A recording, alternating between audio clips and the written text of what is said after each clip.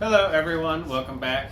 This is S.C. Coleman, author, and in this video we're going to talk a little bit about the past, something that you will never learn, quote unquote, learn in school, as they say. It's essentially speaking, the idea here is that we're going to talk about old governance structures, something which we really don't have today and is mostly obfuscated and taught to be one way when it wasn't that way. The perspective, of course, from the time period is difficult to comprehend from the perspective of now. And that's one of the big problems a lot of people run into is they take a current situation, current experiences and understanding, and they attempt to apply it to past situations. But that was a different world, a different time, and people that would have lived there would also have difficulty properly comprehending the world we live in today. So the first thing we should probably talk about in context of this is in relation to TV show and movies. As we know, a lot of TV shows and movies are boring, and there's a constant B-movie listing that grows larger every day.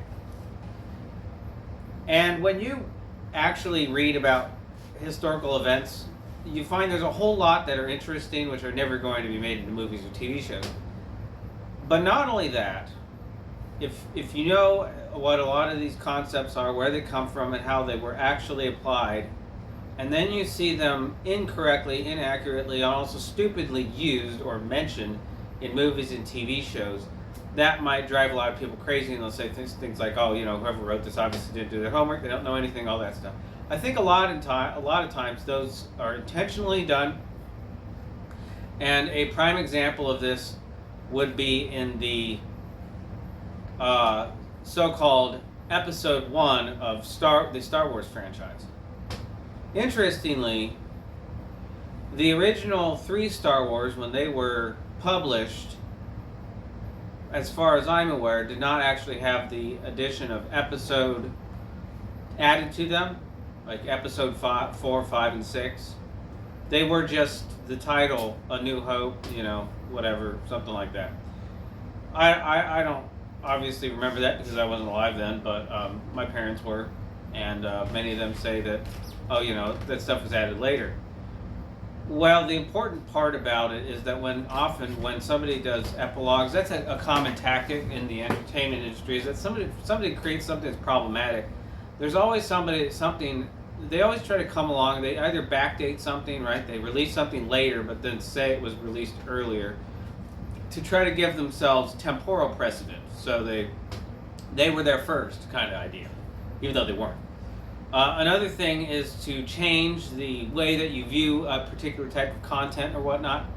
But anyway, in this episode 1, Phantom Menace, they used the term Viceroy Gunray, right, for a so-called trade minister. This is an example of what we see a lot, which is the repetition of titles, and titles alone having contextual meaning regardless of the etymology or the origin of that word. There were no kings in Star Wars Episode 1. And yet viceroy is a French term meaning viceroy, or the one who sees, or the king that sees. It's the one who sees on behalf of the king, the viceroy, or who lives the king. There's a bunch of different ways you can look at it, because ver is to see. So if you put vis, roi, roi, you not return on investment, but the French for king, roi, you get viceroy. That's where the word viceroy comes from. It is not, in fact, a viceroyalty. It is not somebody in the stead of royalty. It is, in fact, the one who occupies the position of the king on behalf of the king. It's not a regent either.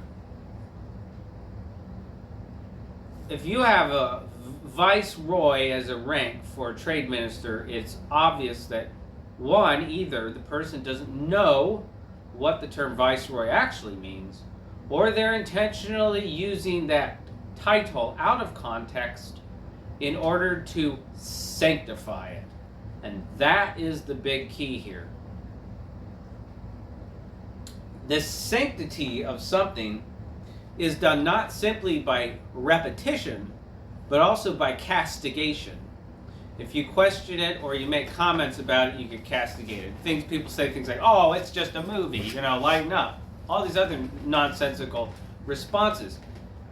A lot of this stuff is done intentionally and through repetitive means to specifically change the nature of how you perceive something, so that when you recognize it, specifically so that you won't recognize it, because if you did recognize it, then you would in fact be able to figure out how to do something about it. And that is the main key issue here, is that if you don't know the origin of a problem, you don't know how to solve it.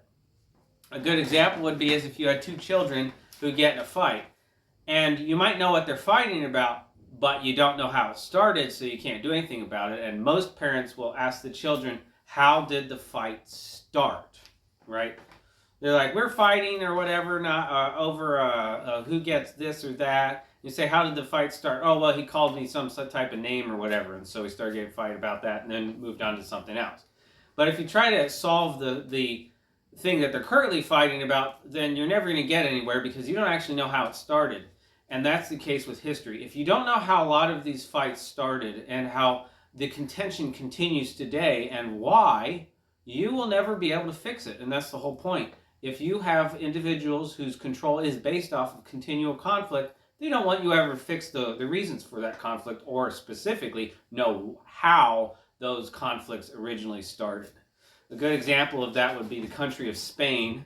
Many of the conflicts that are chopped up into various periods throughout history in the conflicts of Spain, say take the Spanish Civil War, are actually carried over or continuation of wars that started thousands of years beforehand. And it's the same thing in most places. The Middle East is continuously in conflict for things that most people don't even recognize. They just know that it started thousands of years ago, but they don't actually technically have a dog in the fight, and they don't really actually know how it started either.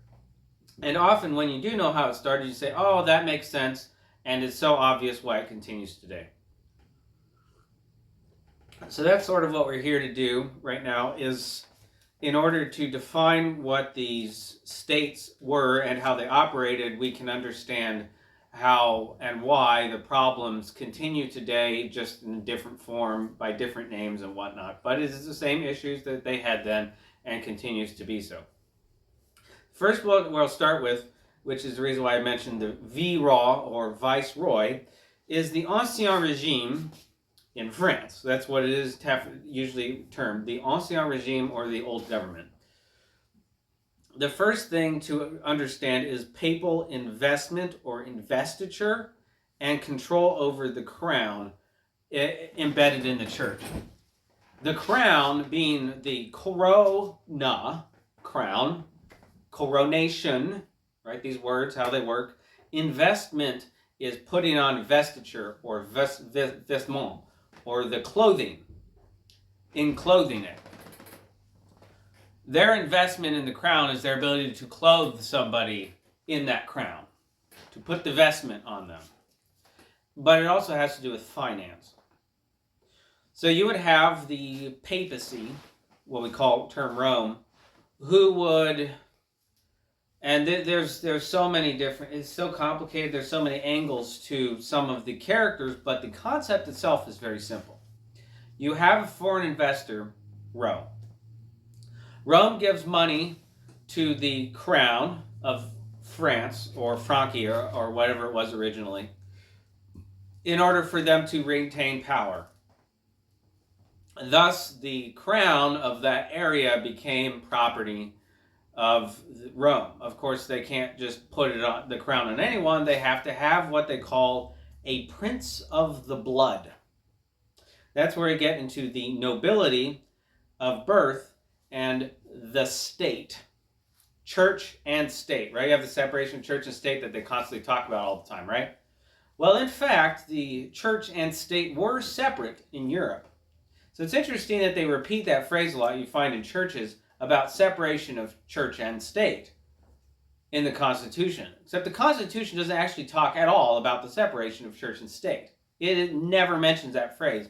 Where you hear that phrase is in old, so-called monarchistic, birth or blood right, strongly secured class system of old Europe.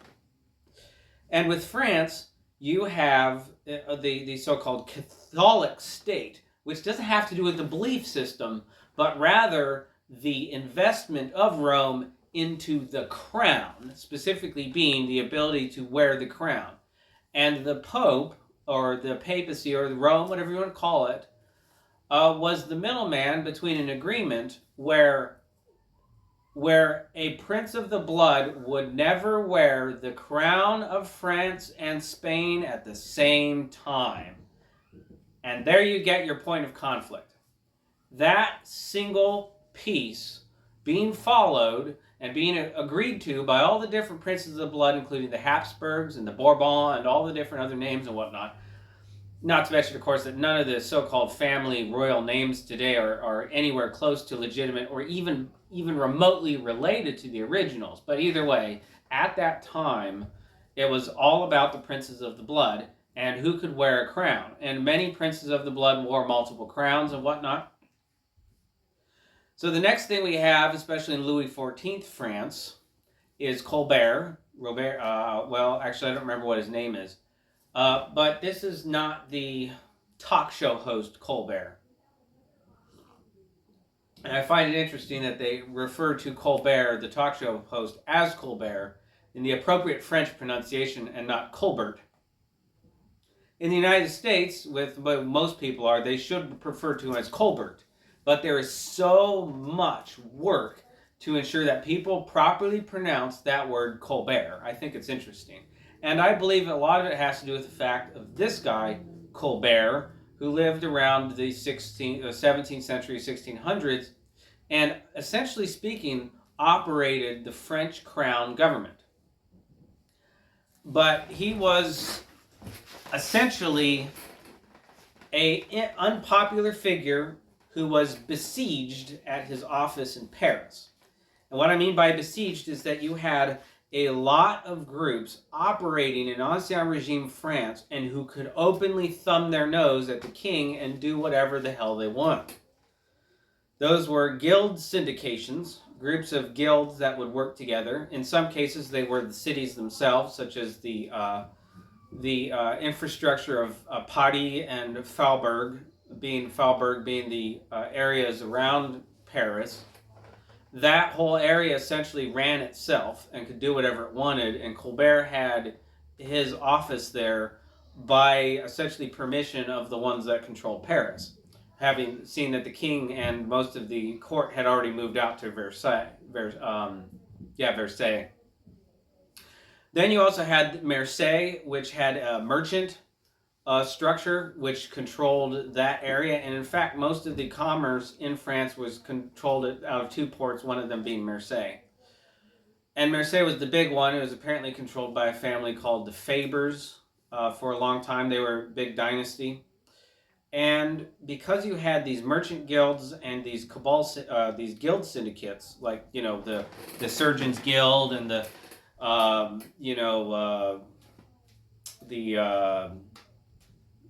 there's a bunch of different guilds out there. There's a wine Viognier Guild, right? The people that make wine and stuff like that. That's different between merchants. Merchants being the ones that charter ships and send products around and trade and all that stuff, versus the individuals that make them. In France, you had a very tight-knit control in place by guilds about who could do what, when, where, and you need to get licensure here and there and whatnot. And even if you have licensure in this place, it didn't carry over to this city, and then so on and so forth. It was really a quite big mess.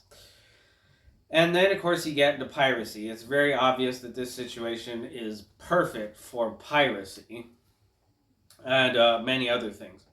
The conflict between Spain and France was a big one. And it wasn't necessarily speaking of conflict between Spain and France, but rather the conflict out of a prince only being able to wear the crown of France or the crown of Spain, but not both at the same time. And because they're neighbors, anytime somebody would try to involve themselves while wearing the crown of France in the affairs of Spain, they would say it's a breach of the treaty and it would lead to conflict and so on and so forth. So there was all this kind of nonsense going on, and the Habsburgs kept getting kicked out of Spain, and it was chaos. So the next example we'll look at is the North African republics and the Ottoman Empire. The old Ottoman Empire stretched definitely a lot farther than the Ancien regime in France did. Allegedly, the Ottoman Empire was disbanded because of World War I.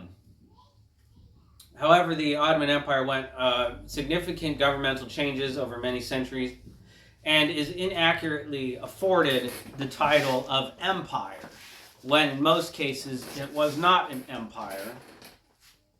For instance, in North Africa, the Ottoman Empire was in name only. It only had nominal control, meaning it didn't actually have control. It wasn't a real empire.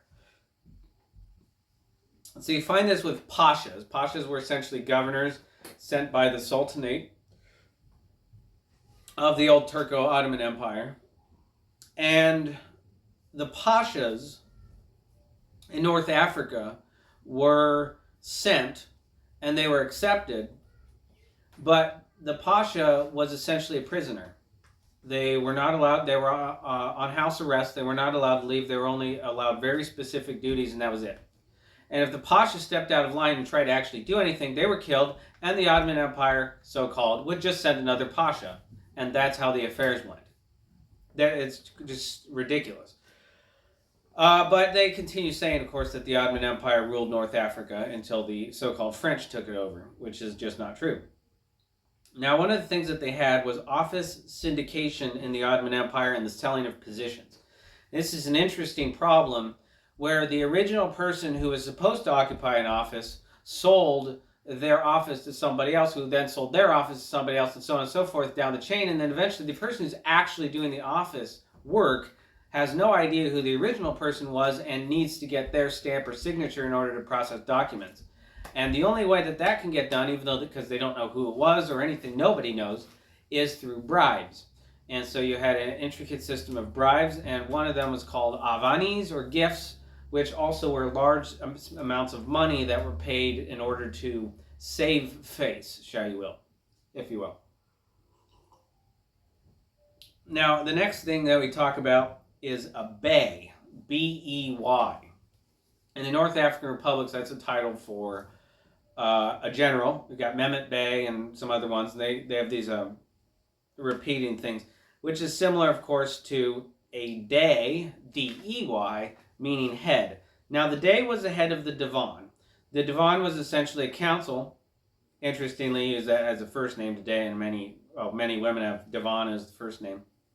So divan was a council, and in places like Algiers and Tunis, the divan was a council of the militia. Now, when I reference the militia, I do not mean militia groups, and I do not mean the nonsensical garbage that is constantly spouted about the word militia today. What I mean by that is the overall military structure, and the heads of those military structures sat on the divan, and among them the dey was elected. When the dey stepped out of line, the punishment was death. So if the dey did not do what the divan told them to do, then they were castigated for it by various forms of execution. The militia included the bey, or beys being a general, the admiralty. I don't remember what that title was at that time, from literature and evidence and whatnot, and the heads of the town citizens that bore arms. Now, the biggest difference is that you would have the town citizens that would bear arms, and they had certain requirements. They had to be Muslim, and there are very specific exclusions. No individual could be part of the town citizenry that bore arms if they were, one, a slave, meaning they were considered property of another person, of a citizen. Only citizens could own slaves. Second is if they were a Jew. The third is if they were an Arab. The fourth was if they were foreign, if they were Christian, or if they were Moor. Moorish. That's an interesting note there, because we're constantly taught that the Moors came from North Africa. That's not true. And in the North African republics, Moors were not considered as North Africans as far as citizens go, or citizens of the city of Tunis and Algiers. Our concept of citizen has really been ruined. But either way, the citizens that bore arms that would be in the militia, everybody was a citizen that could keep and bear arms, was a part of that military structure. Now, out of them, a certain component were paid to constantly be ready and to man the town defenses. And they were completely separate from the army and navy of the towns and whatnot. So they're the ones that ran it. Now, the next word here we've got is Qadi. Qadi was kind of like a judge and also a town governor and a bunch of other things that they had. The Pasha being somebody sent by the Sultanate. The Qadi was a little bit different than that, and the Qadi would administer justice depending on how they saw fit. It was truly a awful structure full of corruption and intrigue and a whole bunch of other stuff, but many cases it was superior to that of the Ancien Regime and other European structures. And a lot of the North African republics were even better in certain contexts, and in many cases their slaves were treated better than the so-called full rights of citizens in France. It's very interesting in that regard. Another word here is the Echelles, or Echelle, Echelles, which now is where you get the word Seychelles or Seychelles.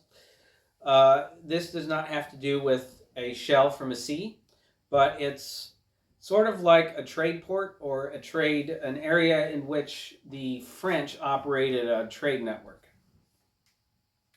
Middlemen were used for contracting with caravans, of which apparently the Algerians had a monopoly, or people from Algeria. And another term for general was emir. But that was generally a term for general used for like Arabs and other groups like that. When I mean Arabs, I'm talking not about Saudi Arabia or general people from that region, or how somebody might call an Egyptian an Arab, which is just so wrong, but rather the Arabs were the horse-riding, nomadic sorts of people with certain cultures and customs and whatnot. For which, of course, the Saudi Arabian clothing design is taken. So the next thing we'll look at is the American colonial system and the provinces. This is a big deal for many reasons. And the war in the Americas, specifically in relation to the so-called War of Independence of the United States, can be essentially summarized as an escalation over a trade dispute. That is exactly what is used as the basis for the destruction of so-called democracy and whatnot in Star Wars, except in those so-called first three, which weren't, they were just more of the same garbage trying to obfuscate what the original's teaching. In that example, the Republic was destroyed out of a trade dispute. Well, this is a little bit different than that. And in fact, the issues that we are dealing with today here in the United States are carryover from that time period. At the time, the provinces or American colonies were New England, Mary's Land, Virginia, and the Carolinas. And that's how we'll refer to them. New England was not the state of New England, but rather the colony and region of New England, divided up into subset provinces. Originally, New England was joined together from various other provinces into the region of New England, which stretched from what we now call New York all the way up to the far northern point in Canada. Naturally, New England had strong ties to old France. There was a strong network for trade in France, and the way that we're told about New England is completely wrong. We're taught that New England had to do with boundaries, and it had to do with a structured governance, and the war between the French and Indian War was all about fighting over those boundaries. It had nothing to do with that. Everything had to do with trade rights. The region of New England is important to mention because it had to do with the charter for trade. They were free to trade with the French, and the French were free to trade with them.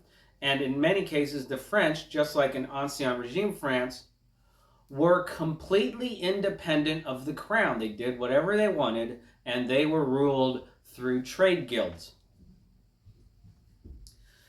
So when we look at New England, it's important to understand that New England was looked at as a primary rival to England itself. New England originally thought of itself and the people there as allies of England, but eventually it became obvious to them that they were in fact being treated as enemies by England, or by the individuals ruling and controlling England. They were labeled as smugglers and warmongers. And most of the acts of trade were specifically made to target New England. And one of the big reasons is because of their strong alliance with the French and French shipping and trade. So before we get into the other colonies and provinces, which of course New England is possibly the most important because they were originally marked as an enemy of England outright, we'll look at the colonial period court system. Now, one thing we need to get into to understand and to clarify is that the war in the Americas in 1776 had nothing to do with the tagline, taxation without representation. It had nothing to do with that at all. It was an escalation of the illegitimate acts of trade. That's what they were called. All right, to start with, well, we have to get into mind what exactly is a colonial charter. A charter is another word for a card or a speech, or it's something written, right? Charte being the French. So that's where we get our word charter. And you have the Magna Carta, meaning great letter. It's a letter. It's a letter saying that you have permission from the crown to do all this stuff, right? Essentially, you have permission to trade with England because you have a charter. This charter basically states unequivocally what responsibilities you have and what you can do and all this stuff. It is agreement. In these charters, it's agreed to that the provinces and colonies will administer their local, regional area sovereignly and free from interference by England or any other country. This means that they are independent and seen as allies, not subjects, right? So that's a big difference. Or at least the way we're taught of as subjects. Somebody who's not free to do what they want, but they're told what to do and all that stuff, right? That's what we're taught as a subject. So that's an important distinction to understand, is that when they go to fight in 1776, they are in fact asserting previously legal sovereignty. That's a huge difference from the way that they portray it in our current garbage, brainwashing, stupid system we have now. So you had three courts. You had the provincial courts, being the ones locally in the Americas. Then you had the crown courts. Those would have been in England. They would be the one administered on behalf of the crown. And then you would have had the Admiralty Court. These three courts are the important characters that we play here. There's no army court at this point, right? We're not talking about that because at this point it's all about trade on the sea and all that stuff. So Admiralty is going to be the main thing here. Admiralty Court is a military court. It is all about military administration and affairs of military.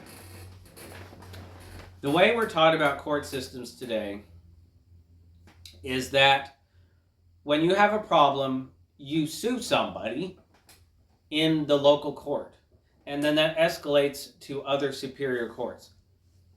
The majority of people are not taught about purely and absolutely separate courts entirely. They say this court has jurisdiction over this thing and this court has jurisdiction over the other thing. Now, when you read this, they will say that the Admiralty Court was appealed to. That is the same thing as saying you sue somebody in a civil court and it doesn't go your way, and so you go directly to the nearest military base and you say to you convene a tribunal of military commanders and say, you need to administer whatever's going on over here. Now, in some cases, that's perfectly fine. And that's the big trick, is that some people are going to look at that as perfectly fine, depending on the context. Other people are going to look at that as an overstepping of jurisdiction. And that's the main key here. So to start with, we have keywords. There's revenue agents. Those are the individuals sent from England on behalf of the Crown to charge revenue for trade with England. And, of course, make sure that the acts of trade are being followed. So that's sort of their primary purpose. Then you have the boards of trade, which are individuals that are appointed from England to determine matters of trade. You have the Board of Admiralty, which is what I just mentioned, is essentially speaking the heads of the Admiralty, mostly a bunch of old aristocratic idiots who have no experience or concept of anything. And they administer things from their distant office based off the sea. And then you have something called the faction. The faction is a derogatory term generally used to refer to the people who instigated the war in the colonies, according to them. And they would say that the majority of the faction were New Englanders. So to start with, the boards of trade, they declare contraband in the acts of trade. Now, here's the big deal with this. When they pass the acts of trade, they do not get the consent of the colonies. Now, according to the charter, once anything is passed in relation to the colonies, it has to first be agreed to by the colonies. And they just ran roughshod over them and didn't care and didn't bother to do anything like that. So naturally, it was condemned in the provincial courts when Crown revenue agents began seizing and suing based off of contraband goods. The provincial court said, we did not recognize this. You did not go through the proper administrative procedure in order to pass these acts of trade. However, in the Crown courts in England, naturally, they are in fact upheld. And this is where it starts the conflict. The next thing is that despite the fact that the provincial courts are obviously saying that this is illegitimate and the Crown courts are saying that it is legitimate, despite the fact that there was no involvement from the colonies in the passing of the Acts of Trade, they then pass the second round of the Acts of Trade, which include ship licensing, saying that a ship needs to be an English ship in order to trade in England. And that just has to do with paperwork. And thus you get the myth of the English ruling the seas and stretching from one side of the earth to the other. It's because there was a huge proliferation of false documentation stating that this ship was English, and then that ship could have all kinds of other documentation, but it really didn't matter because all it was, according to them, smuggling. Now, they seized, the Crown Revenue agents, many different ships based off of this single ship licensing, which was already based off of something illegitimate. So not only did the provincial courts not uphold their illegitimate seizure of so-called contraband, they of course wouldn't uphold their seizure of ships based off of fraudulent licensing either. So naturally, the boards of trade went and appealed to the Admiralty courts, stating that this was treason. The Admiralty courts sided, of course, with the boards of trade, and that is what led to war. It's very simple. It's not difficult to comprehend, but it is extremely different from what we're taught and lied to about this particular period in history. Now, some of the other than New England, a major player in the period leading up to this was Mary's Land, specifically Lord Baltimore, and the event called the Coutts Rebellion. There was already a lot of conflict going on in the colonies, all sorts of strife and all kinds of other things. But the biggest thing was the boards of trade at Boston and in England trying to instigate conflict between the colonies, and of course trying to smear New England as warmongers and smugglers and just bad people, when in fact it was England that originally, and not England specifically, but the boards of trade who targeted New England as a rival to their position. Again, the geographical location of Mary's Land, or what was considered Mary's Land for trade purposes, was so far different from the so-called state of Maryland. But Baltimore, Maryland, is named after Lord Baltimore. Now the next two, the Virginia and the Carolinas, they were mostly free from a lot of the conflict. I mean, they had their own conflicts, and they had internal conflicts, and they had a lot of issues with the Spanish and other groups, the so-called Spanish and whatnot, right? I mean, so much this stuff is reframed in a way that is, it makes it enough to be a lie about what history really was like and how things actually happened. And when you read it, you say, wow, that sounds very similar to what's going on right now. So why on earth would they want to obfuscate it? Well, because it's the same thing going on right now, pretty much. So with Virginia, there was a lot less drama around these acts of trade and smuggling and all these things, because really those acts of trade were designed to target New England, specifically. Virginia and the Carolinas were mostly separate from the other colonies. They did trade with them and all that stuff, but they weren't, They were involved in their own affairs, essentially, for most reasons and stuff. And of course, a lot of this stuff had to do, allegedly, and this is the main reason why they argued with the Admiralty courts that it was treason, that the provincial courts weren't upholding these fraudulently passed acts of trade, was because England was constantly at war, and it was responsibility of the colonies, according to them, to provide resources for the England to engage in that war, and thus they were committing treason by not being allies and not upholding the articles of their charter that they would in fact be allies in warfare and wartime with England. So the biggest thing to note here is John Hancock. If it weren't for John Hancock, there would have been no so-called War for Independence, or the U.S. War for Independence, or the War of Rebellion, or any of these other nonsensical terms that they give, because technically speaking, it's more of like a war of a war over. It's like it's a war over trade. It is in fact in some cases a trade war, especially considering most of it was, even though there was a lot of physical conflict, was engaged around trade. Without John Hancock, there would have been no unification of the colonies. John Hancock was a major merchantman, owner of a shipping company in Virginia. He had many different ships, two of which are important to note. One is the Lydia, and the other one is the Liberty. The ship Liberty is, in fact, where the term Sons of Liberty comes from. It is not out of the concept of liberty, but rather the ship that John Hancock owned named Liberty.